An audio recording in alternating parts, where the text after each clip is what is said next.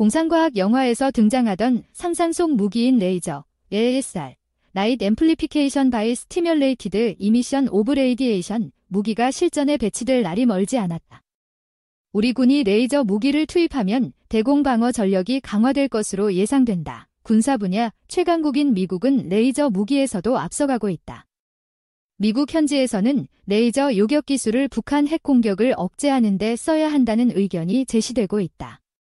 미국 북한 전문 매체 자유아시아 방송에 따르면 미국 민주당의 테드루 연방 하원 의원은 최근 미 연구기관 애틀란틱 카운슬이 개최한 화상회의에서 레이저 요격 기술의 발전이 북한 핵위협의 효과적인 억제책이 될 수 있을 것으로 내다봤다.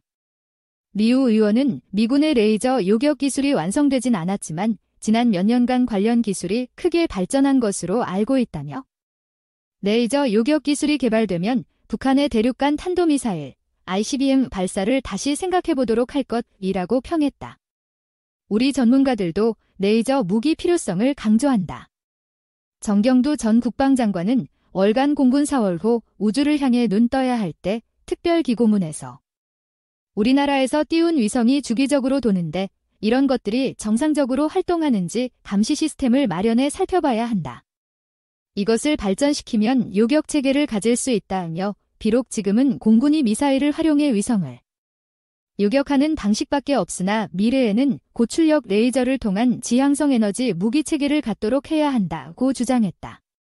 정 전 장관 같은 전문가들의 조언 속에 우리 정부는 레이저 무기를 실제로 개발하고 있다. 방위사업청과 국방과학연구소는 테러와 정찰 등에 활용되는 적 소형 무인기를 잡기 위해 레이저 대공무기를 개발하고 있다.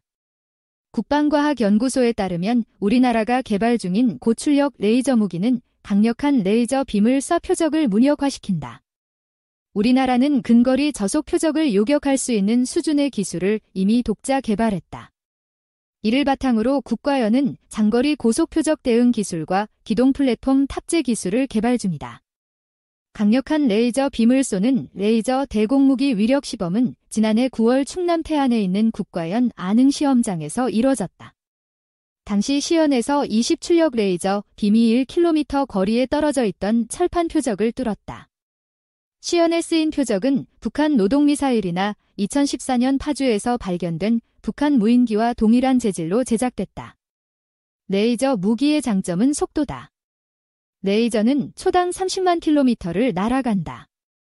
지난해 11월 러시아가 공개한 극초음속 미사일이 마하 8, 초당 2,500m의 속도를 자랑했지만 이 역시 레이저 속도에는 못 미친다. 표적이 아무리 빨라도 레이저를 피하거나 레이저 공격에 맞대응하는 것은 사실상 불가능하다.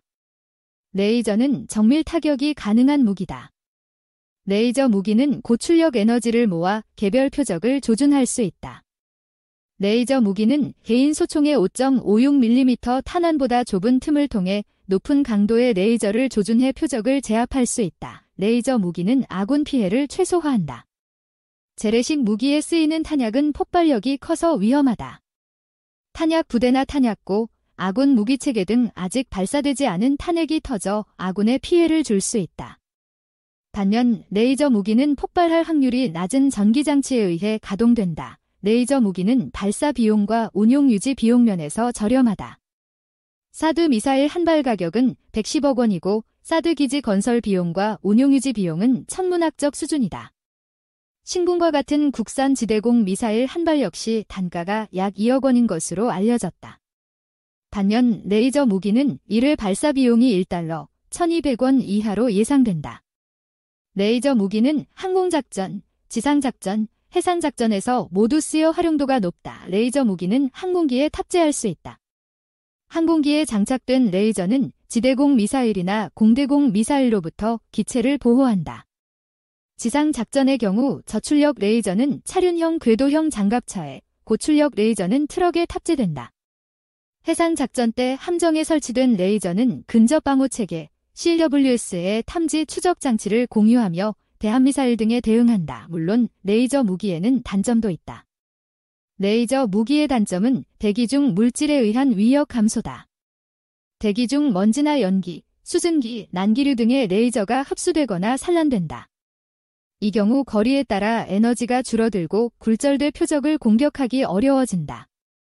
레이저 출력이 커질수록 대기 조건에 의한 위력 감소폭이 큰 것도 문제점이다. 또 레이저 무기와 표적 사이에 장애물이 있으면 표적에 도달하는 레이저 양이 현저히 줄어든다. 장애물로 인해 레이저 빔이 전달되지 않으면 임무 수행 자체가 불가능해질 수 있다. 한 번에 여러 표적을 공격할 수 없는 것 역시 약점이다. 레이저 무기는 상당한 거리에서 금속이나 합성된 물질로 된 표적의 표면을 녹이거나 화재를 일으키고 파괴한다. 레이저 빔 출력이 낮을 경우 단시간 내에 적을 파괴할 수 없고 그 결과 단위 시간 동안 공격할 수 있는 표적 수가 줄어드는 측면이 있다. 아울러 레이저 무기를 운용하는 장병의 인체에 악영향이 있을 수 있다. 레이저 무기는 사람의 시력과 인체 부위에 직접적인 영향을 줄 가능성이 크다.